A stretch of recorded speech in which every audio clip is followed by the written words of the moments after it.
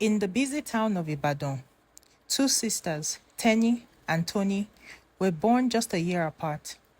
Their parents, Akin and Wura, were poor but content farmers who loved their daughters very much. As children, Tenny and Tony were inseparable. Their laughter and playful banter echoed through the dusty streets and vibrant market.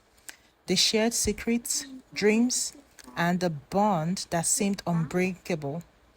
Their parents often marveled at their closeness, believing it to be a sign of a lifelong friendship. They would do chores together, like going to the stream to fetch water, cooking, cleaning, washing, and attending to their farm animals. They were hardworking girls and they loved working together.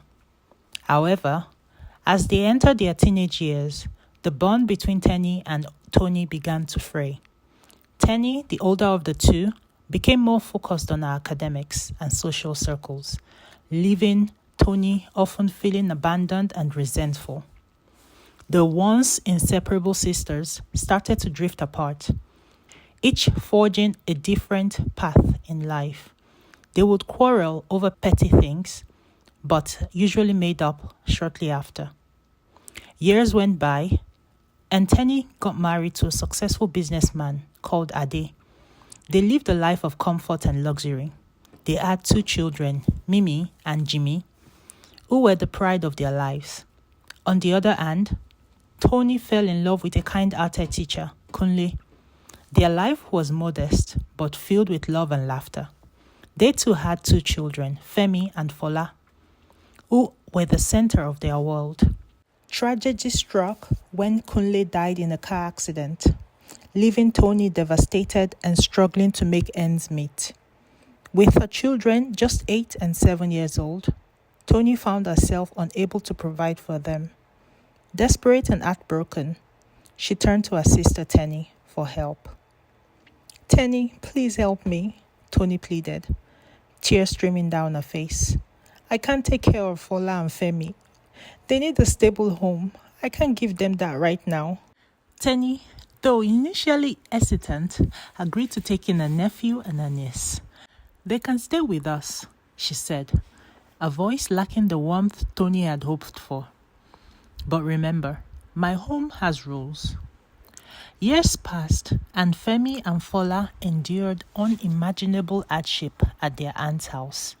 Aunt Tenny allowed them to go to school and get a good education.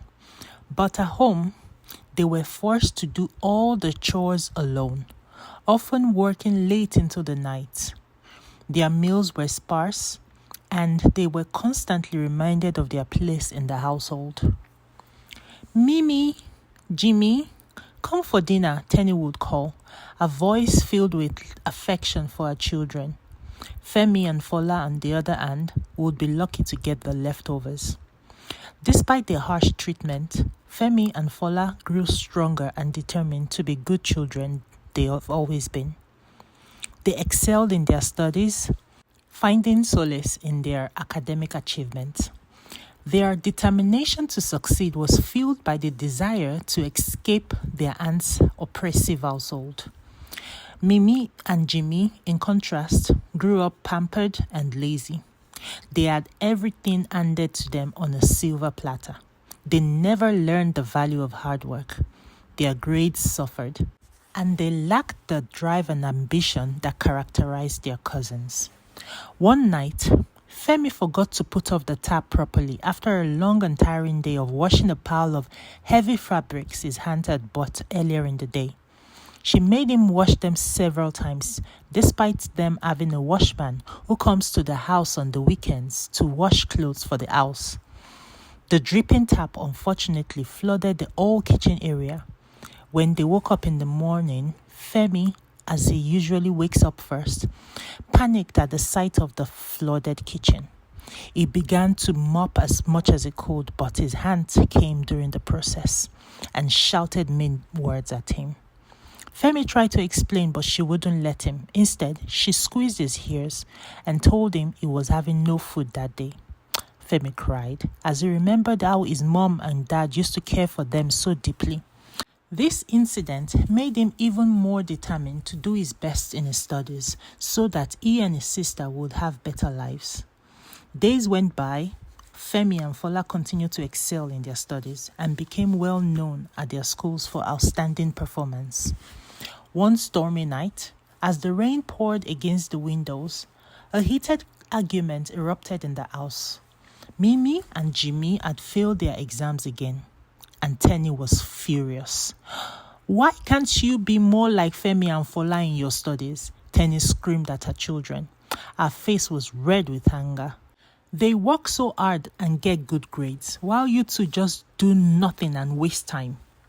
Mimi and Jimmy sulked, casting resentful glances at their cousins. Meanwhile, Femi and Fola just exchanged knowing looks at themselves, their hearts heavy with the burdens of their aunt's expectations. As the years went by, Femi and Fola's perseverance paid off.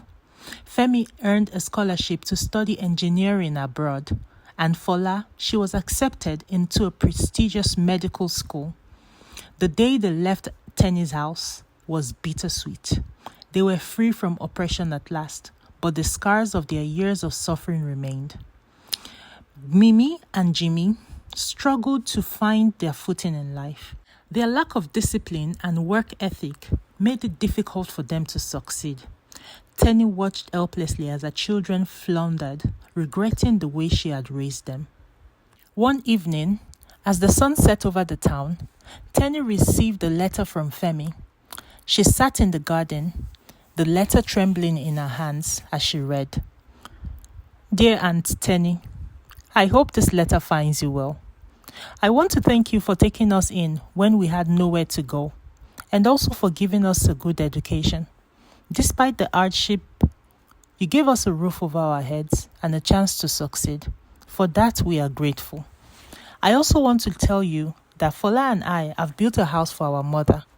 She deserves to live her remaining years in comfort and peace. We would like to invite you and the family to the housewarming ceremony next month. It would mean a lot to us if you could come.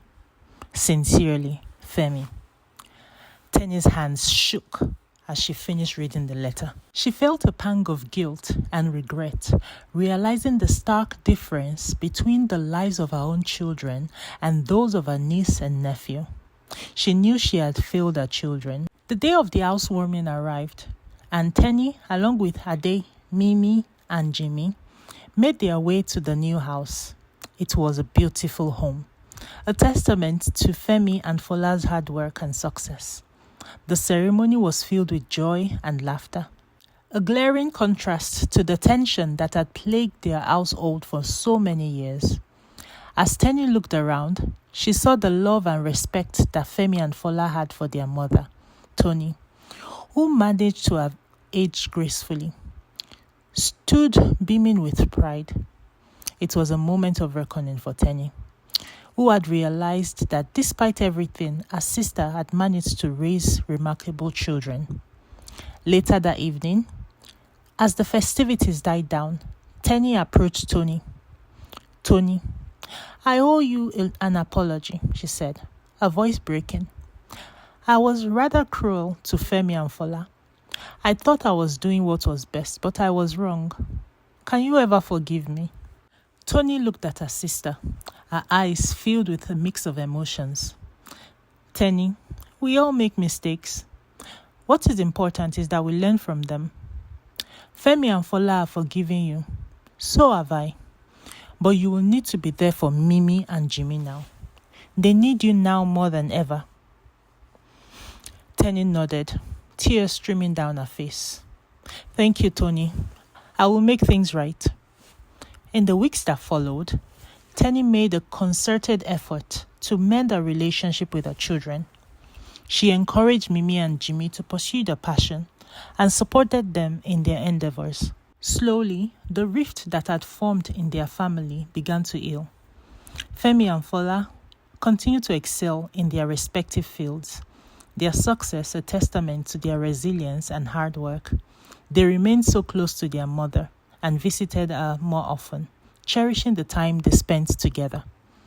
Years later, as Tenny looked back on her life, she realized that the bond between sisters, though tested by time and circumstances, could never be truly broken.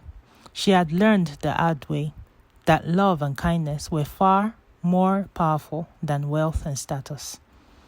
As so, the story of Tenny and Tony and their children and the trials that they faced became a tale of redemption, forgiveness, and the enduring power of family. The end.